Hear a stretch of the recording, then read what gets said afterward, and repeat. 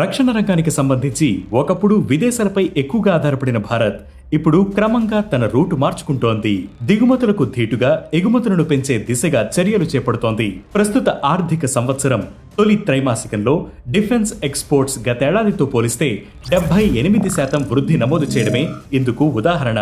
ఎగుమతులు 6,915 కోట్లకు పెరిగాయని రక్షణ శాఖ రిలీజ్ చేసిన డేటాలో వెల్లడైంది. మరి ఈ రక్షణ రంగంలో ఎగుమతులు దూసుకు వెళ్లడానికి కారణమేంటి? ఈరోజు బిగ్ స్టోరీలో తెలుసుకుందాం.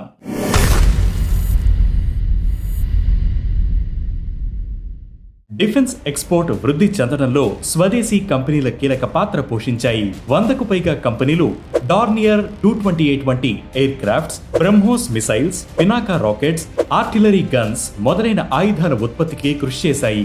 ఫలితంగా డొమెస్టిక్ డిఫెన్స్ ప్రొడక్షన్ లో వృద్ధి నమోదైంది.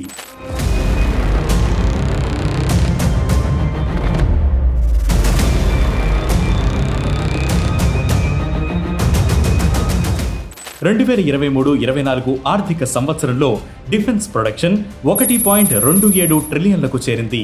కాగా 2016-17 ఆర్థిక సంవత్సరం నుంచి ఇప్పటి వరకు ఎగుమతులు 12 రెట్లు వృద్ధి చెందాయి. వికసిత భారత్కు కట్టుబడి కృషి చేయడం వల్లే ఈ వృద్ధి సాధ్యమైందని కేంద్ర వర్గాలు చెబుతున్నాయి.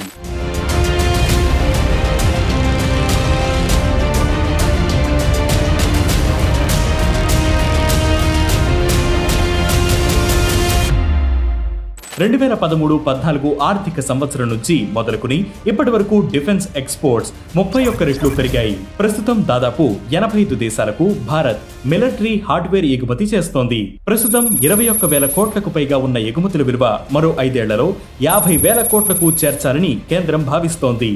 ఈ వృద్ధి సాధిస్తే విదేశాలపై భారత్ ఆధారపడడం మరింత తగ్గుతుంది.